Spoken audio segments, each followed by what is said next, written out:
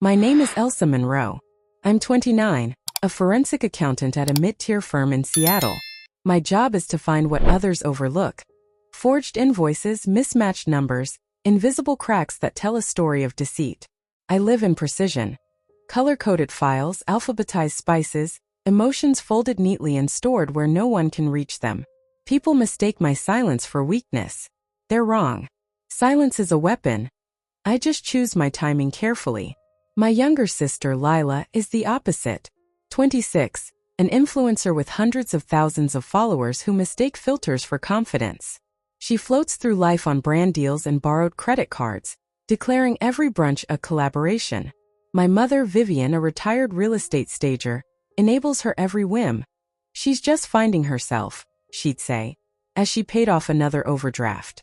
I was the one who never asked for anything, yet somehow became the family's emergency fund, the invisible glue that kept appearances intact. When my grandparents passed, Grandma in 2022, Grandpa the year after, everything changed. They left me everything. The old Queen and Mansion on Capitol Hill, the blue-chip portfolio, the savings accounts, roughly $1.2 million give or take. The will was airtight and no one could argue with it. I'd earned it in the quiet hours when no one else was there. Changing 4 bags, deciphering insurance forms, holding Grandpa's trembling hand when he couldn't remember my name. When the probate finally closed, I didn't throw a party or post about legacy. I poured a glass of chilled Riesling, looked out over the city, and made a silent vow. I wouldn't celebrate the inheritance. I'd weaponize it. That was the night the real accounting began. If you're still listening, we want to sincerely thank you for spending your time with us. Truly means a lot. We'd love to know, where in the world are you watching from? Drop your country in the comments and let's see how far this message has reached. If you haven't subscribed to the channel yet, I highly recommend doing it now so you won't miss any of our upcoming stories.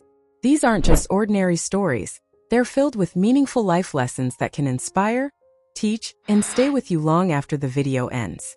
Hit that subscribe button and join our growing community. The first thing I learned as a forensic accountant is that numbers tell the truth, but only to those who know how to listen. Paper trails have a rhythm and so does power.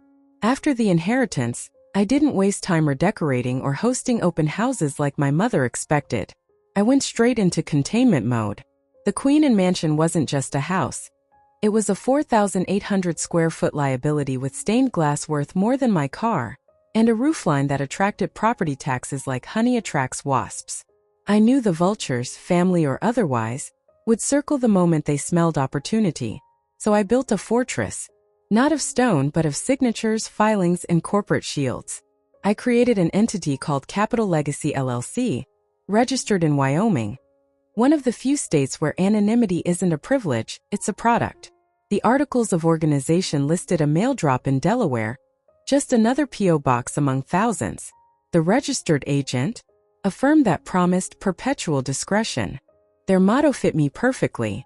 Next, I transferred the mansion's title from my name into the LLC's. On paper, Elsa Monroe owned nothing but a modest condo in Belltown and a few mutual funds. The trust owned the LLC. The LLC owned the mansion, a corporate nesting doll designed to confuse, deter, and outlast any amateur sleuth. Then came the trust. I sat with a private estate lawyer named Michael Zhou, whose office smelled faintly of mahogany and self-assurance. We drafted a revocable living trust that turned irrevocable the moment my signature hit the page. In other words, even I couldn't easily undo it. That was the point. I wanted the assets locked so tightly that no guilt trip, lawsuit, or family tantrum could pry them open. When Michael slid the folder toward me, he said, "You're building a wall of paper, Elsa. A silent fortress." I replied, "Good. I'm tired of rebuilding walls made of emotion." The utilities, HOA fees, property insurance, even the Ring cameras, all rerouted under Capital Legacy LLC. I hired a private courier to hand-deliver the original trust documents and deed to a secure vault in Spokane. It cost me $11,000 in legal fees and courier service. Worth every cent. Because peace of mind has an invoice too. I even went as far as changing the alarm code, not because I thought someone would break in, but because I knew someone eventually would try. Every camera angle was adjusted. 1 for aesthetics, 3 for evidence. The system pinged my phone the moment anyone approached the wrought iron gate. At night, the house groaned like an old ship, would settling under Seattle's damp air. I'd sit in the study surrounded by my grandparents' ledgers, sipping tea and organizing digital copies of every document I'd filed. I labeled them alphabetically: Articles of Organization, B. Beneficiary Designations, C. Contingency Plans. There's a strange piece in paperwork, each stamp and signature like armor sliding into place. My mother and sister thought I was still grieving, too heartbroken to socialize or reinvest the inheritance. I didn't correct them. Grief made an excellent disguise for diligence. While they speculated about what I'd do with my newfound fortune, I was already 7 steps ahead, out of reach, out of sight, and untouchable. But protection isn't just about distance. It's about psychology. You don't just guard a fortress, you design what people see when they look at it. I made sure the mansion appeared like a relic of sentimentality. Charming but impractical. Outdated wiring, overpriced maintenance, endless repairs. The kind of property only a fool would covet. Meanwhile, inside I restored what truly mattered. I kept Grandma's porcelain collection, Grandpa's war trunk, and the original deed from 1894, framed in glass, tucked inside my study. It wasn't nostalgia. It was evidence of continuity.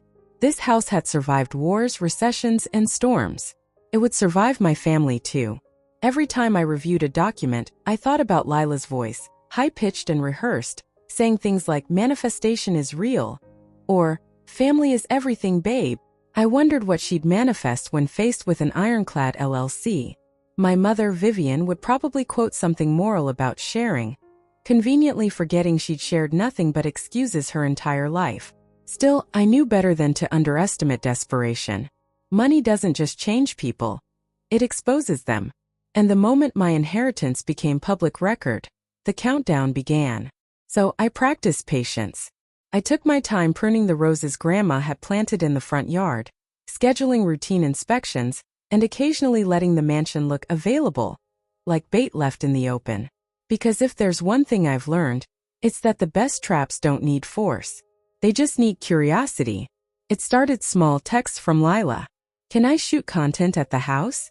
The turd is chef's kiss for reals." I stared at the message for a minute, imagining her twirling around in Grandpa's old library, turning generational history into backdrop aesthetics. Then I typed back, "Sure, next weekend." Simple. No emojis. No tone. Just permission wrapped in indifference. She never showed.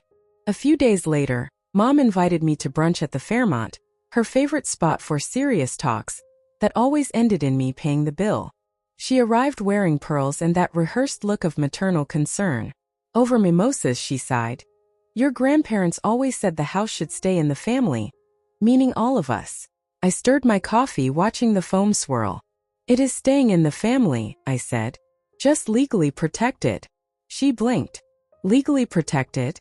Elsa, it's not a business. It's our home." I smiled, soft but deliberate. "That's why I made sure it'll never fall into the wrong hands." Her lips tightened.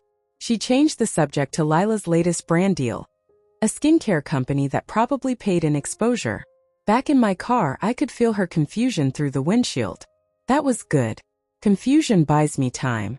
The next few weeks were quiet, deceptively so. Lila posted photos from Palm Springs, Mom bragged about consulting on a new listing, and I continued fine-tuning my fortress. I upgraded the firewall, encrypted the cloud backups, even set up a system where the LLC automatically notified me of any attempted record search. If anyone so much as typed Capital Legacy into the wrong database, I'd know. Sometimes I caught myself wondering if I'd gone too far, if this level of control was paranoia. But then I'd remember all the times I watched Mom hand over her credit card with trembling hands, saying, "Just this once, Lila." Or the time Grandpa's oxygen tank ran dry because Mom forgot to refill it, and I drove across the city at 2 a.m. to fix it. No, I wasn't paranoid. I was prepared. Each night, as the house settled into silence, I walked through the halls with the quiet satisfaction of someone who had finally inverted the power dynamic. I was no longer the background daughter, the fixer, the safety net. I was the architect of a fortress so invisible it looked like compliance. When people asked how I was adjusting to my new life, I'd answer with the truth, just not the whole truth. I'm taking it slow, focusing on what matters. They heard humility. I meant strategy. Because the thing about power is, once you've had to earn it the hard way, you don't show it. You structure it. You file it. You notarize it. I didn't know exactly when Mom or Lila would make their move, but I could feel it coming like static before a storm. Every polite brunch, every half-hearted compliment, every text that began with "Hey sis," was a probe. They were testing the walls, tapping for cracks.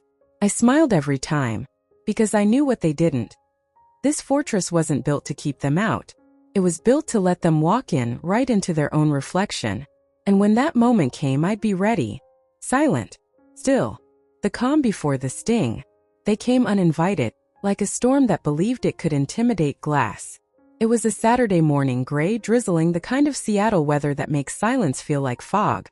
I was sitting in the sunroom with my mug of Sumatra roast, my laptop open to spreadsheets I didn't need to check. I'd felt this moment brewing for weeks. Lila's tone in her texts had grown sugar slick, and Mother's concerned phone calls dripped with entitlement disguised as sentiment. So when I heard their voices echoing through the front hall, Lila's high-pitched excitement, my mother's righteous command, I didn't flinch. They burst into the room like it was a stage. Lila was dressed for the camera, ring light in hand, phone already streaming. "Hey guys," she chirped, panning around to show the high ceilings and vintage furniture. "So this is the queen and house I grew up visiting. Can you believe it?" She turned the camera toward me. "And here's my sister, the accountant/heiress." Mother followed, clutching a manila envelope with the kind of self-assurance only ignorance can afford. "Elsa, we need to talk. It's time we handle this family matter fairly." I set my mug down with surgical precision. "Is that so?" She pulled a stack of papers from the envelope and laid them on the table. "Your grandfather signed this quitclaim deed years ago. He intended to transfer the house to both you and Lila, but it seems the lawyer made an error. We're here to correct that." Lila angled her phone to catch the document on camera, fake gasp and all. "Yeah, guys, can you believe this? My grandpa actually wanted both of us to share it. Their performance would have been amusing if it weren't so predictable." I leaned back, legs crossed, watching them like I would an amateur chess opening. My pulse didn't move. "You're live streaming this?" "Transparency," Lila said brightly. "My followers love authenticity." "Ah." I took a slow sip of coffee. "Then I'm sure they'll appreciate accuracy too." Before either of them could reply, a knock echoed from the hallway. Right on cue. I'd scheduled the visit a week ago, the final step in my quiet little trap. Deputy Auditor Marcus Reed stepped in, tall, composed, carrying a black case embossed with the county seal. He nodded politely. "Ms. Monroe, as requested, I brought the archival verification forms for your grandparents' property records." His gaze shifted to the papers on the table. "I see we're already in the middle of something."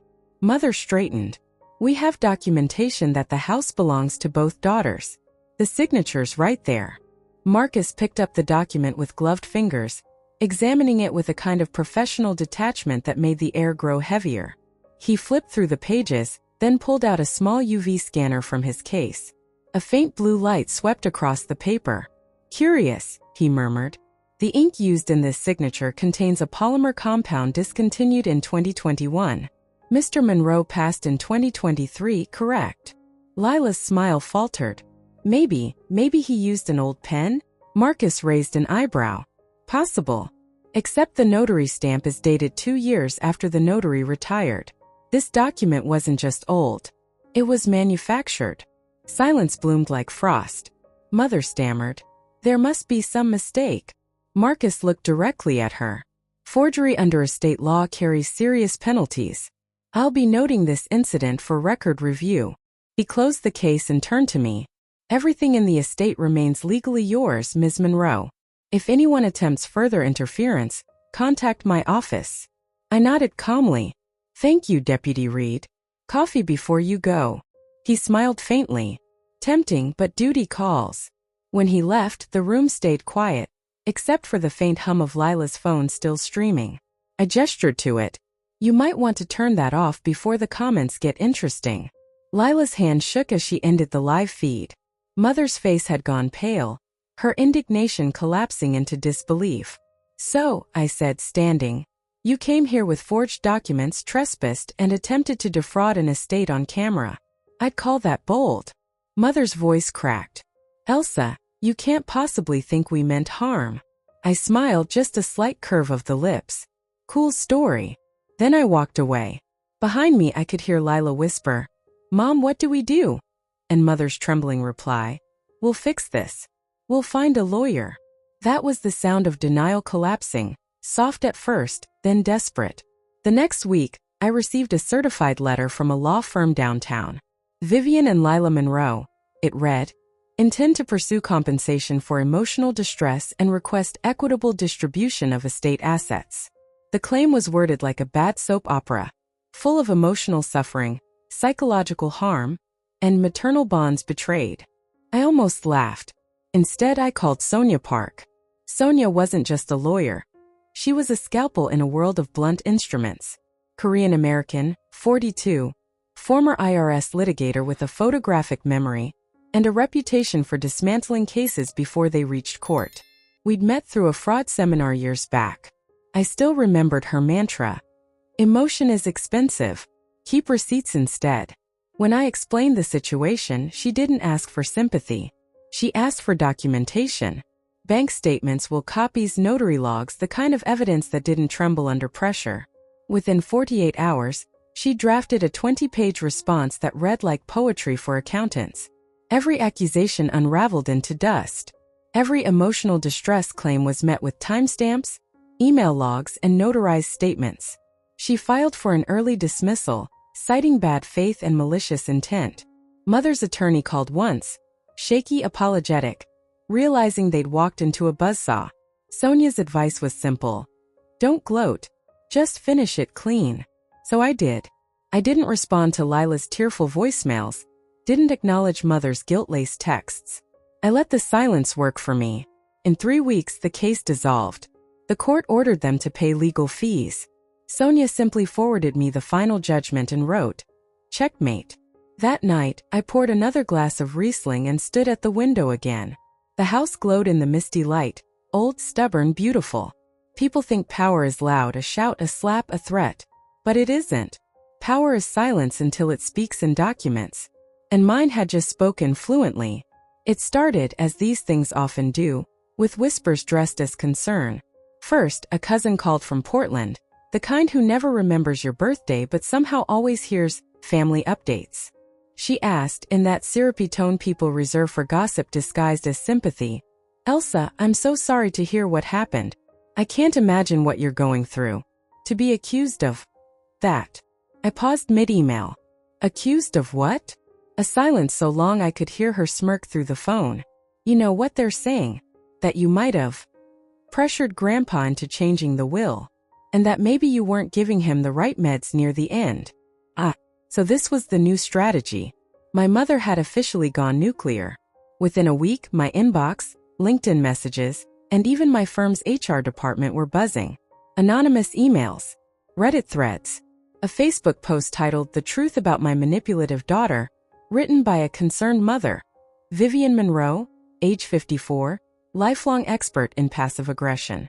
The post claimed I'd isolated my grandparents, controlled their finances, and altered their legal documents under suspicious circumstances. Attached were blurry photos of me in the hospital spoon-feeding Grandpa, framed as evidence of obsession. If slander had a perfume, it would smell like desperation and stale Chardonnay. At first, I did what I always do, nothing. I let the noise rise like static. But then came the final straw, Lila's live stream telling her truth. Complete with fake tears, moody lighting, and the caption, When Family Betrays You. She told 400,000 followers that I'd cut them off and ruined Mom's mental health. She even added a donation link for therapy expenses. Therapy indeed. That night, I opened a new folder on my desktop. The packet. It was something I'd been building quietly since the day the will was finalized. Not out of paranoia, but precision. When you're a forensic accountant, you learn to document everything. Timestamps, digital trails, corroboration chains. Every hug, every hospital visit, every letter signed in shaky but unmistakable handwriting. I spent 2 sleepless nights assembling it. PDFs, notarized statements, medical logs, even video clips. Grandpa in the garden, laughing about Lila's latest brand partnership disaster. Grandma calling me her rock.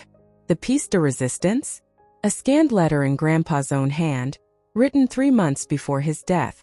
Elsa, you've always been the one who understood numbers and people alike. This house, this estate, they're safe with you. Keep them safe from those who mistake charm for character. I packaged it all neatly, titled it for anyone curious about the truth. Then I hit send. Not to the press. Not to the police. To everyone in the family email chain.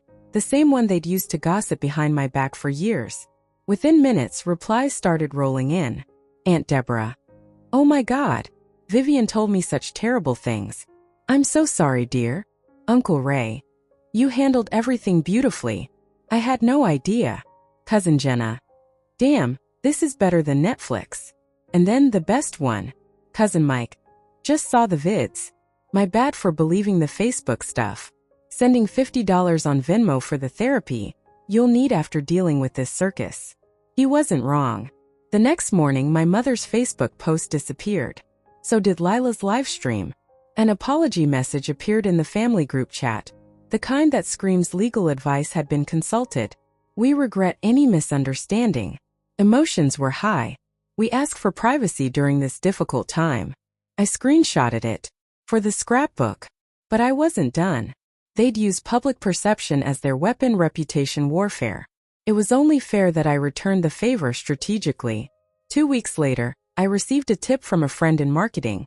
Lila's influencer brand had just landed a contract with a luxury skincare company.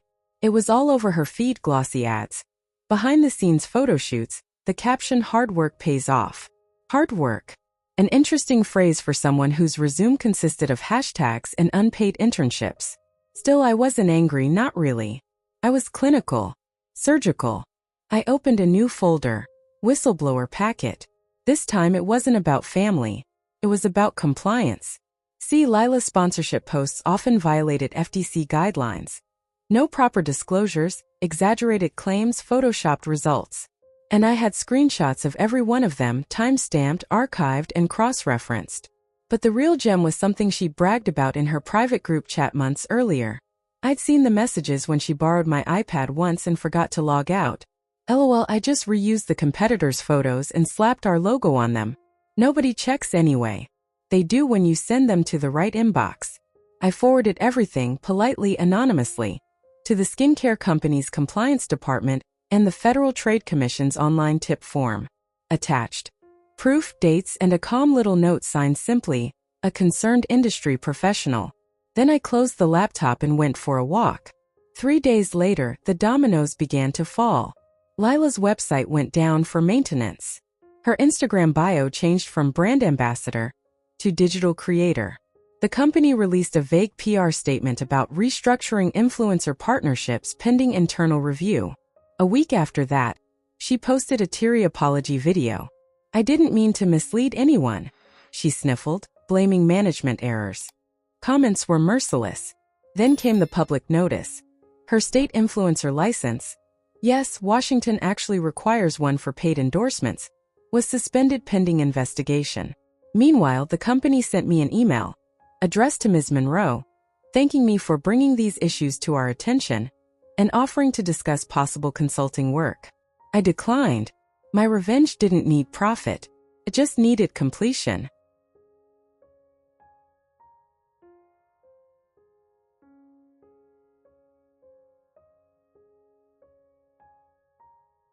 Mother called me once after that.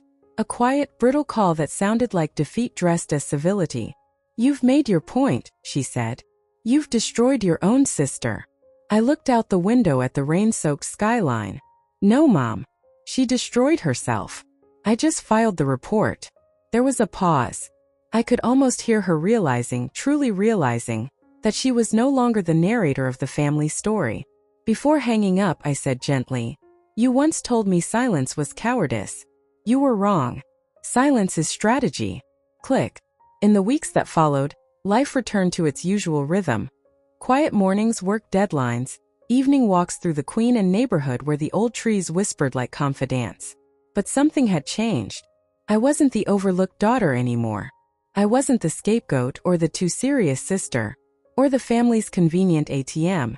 I'd become what they'd never expected. Untouchable because I played by the same rules they ignored: legality, logic, patience.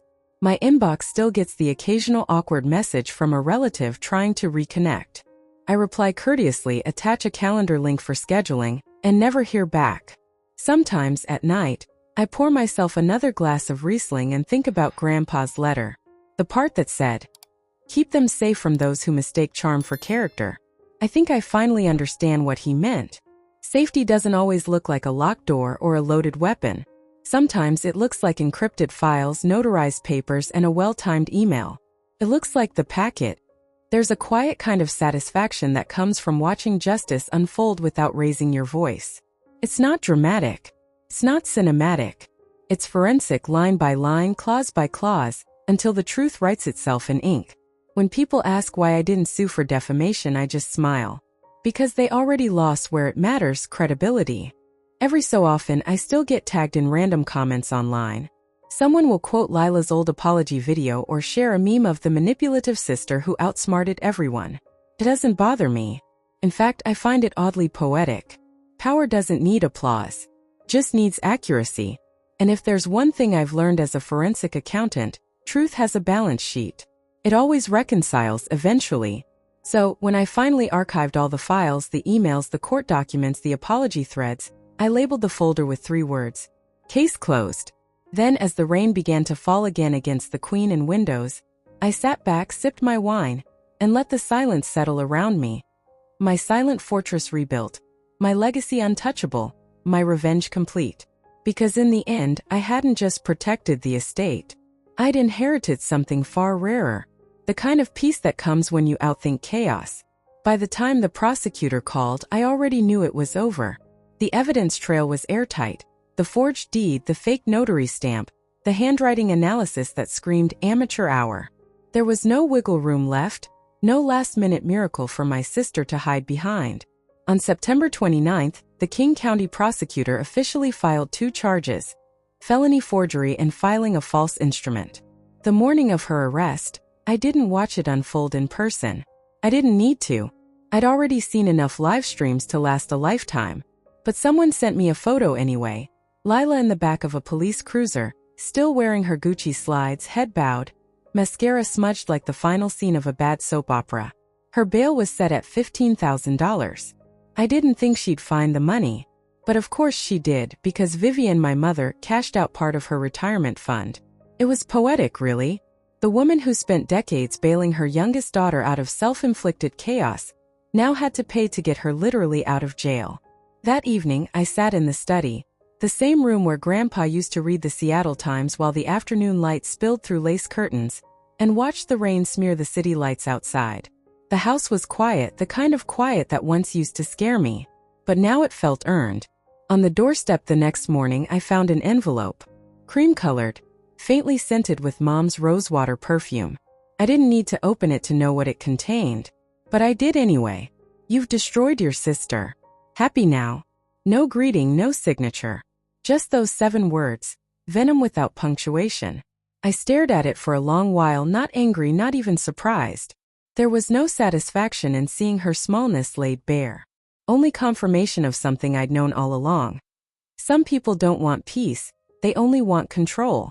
I placed the note inside a brass frame and set it on the fireplace mantel, right beside Grandpa's purple heart. The 2 sat perfectly side by side. One a symbol of honor, the other a reminder of how easily love can rot when entitlement poisons it. I didn't frame it out of cruelty. I framed it for closure. Every time I walked past, it reminded me of a truth I'd paid dearly to learn. That winning isn't always loud.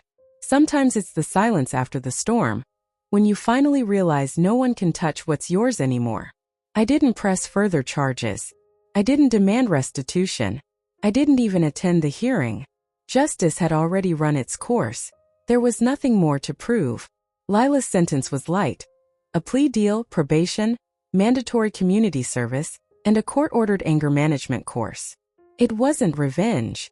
It was consequence, neatly itemized by the law itself. Vivian tried to call again a few weeks later. I let it ring. She left no message. That was the first time she didn't have words and maybe the last. For months after, the house stayed still. No footsteps, no shouting, no phones buzzing with family drama. Just the faint hum of the old pipes and the creak of wood that had witnessed more arguments than prayers. I found myself growing into the silence, no longer hiding inside it but shaping it, like an architect of calm. Because by then I understood something vital. I hadn't destroyed anyone. I'd simply stopped letting them destroy me. October arrived, crisp and gold. The kind of Seattle autumn that makes you nostalgic for things you never even lived through. I decided to host an event. Not a party, not a statement, just a small gathering that felt like peace with good wine. I called it Victorian and Vino. 15 guests, mostly colleagues, a few neighbors. The mansion glowed under warm amber light. Candles flickered in crystal holders that once belonged to Grandma.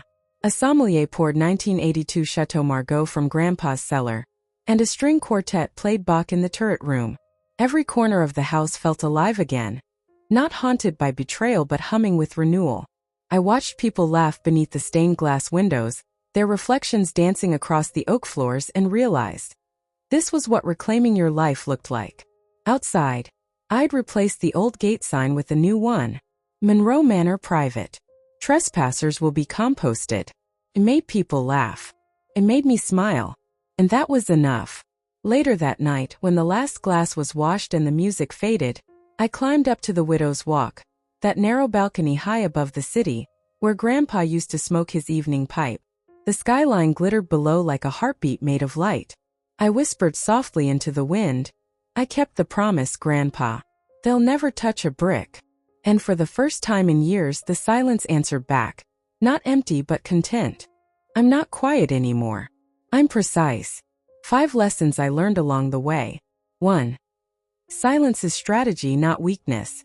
People fear what they can't read. When you stop explaining yourself, you stop giving them ammunition. 2. Family isn't about shared blood. It's about shared integrity. Sometimes the most dangerous people are the ones who share your last name. 3. Love doesn't need noise. It needs truth. Grandpa never said, "I love you" every day. But he showed it in the way he trusted me to do what was right. That's the kind of love that endures. 4. The law is the weapon of the intelligent. Anger burns fast, but documentation lasts forever. Every signature, every clause, every timestamp, they're quiet forms of justice. 5. Justice wears a cold face, but beneath it lies loyalty. It isn't vengeance to protect what's been entrusted to you. It's fidelity to those who believed in your strength when others mocked your silence. If you've ever been underestimated because you're quiet, if people have mistaken your calm for cowardice, remember this. Your silence can be the storm waiting to break. Your stillness can be your sharpest blade. You don't need to shout to change the story. You just need to stay steady until the truth speaks for you. If this story resonated with you, if you believe in the quiet power of clarity and self-respect, then don't forget to like, share, and subscribe. Because somewhere out there, another quiet one is being underestimated, and maybe they just need to hear this. You don't have to fight loud to win. You just have to be precise.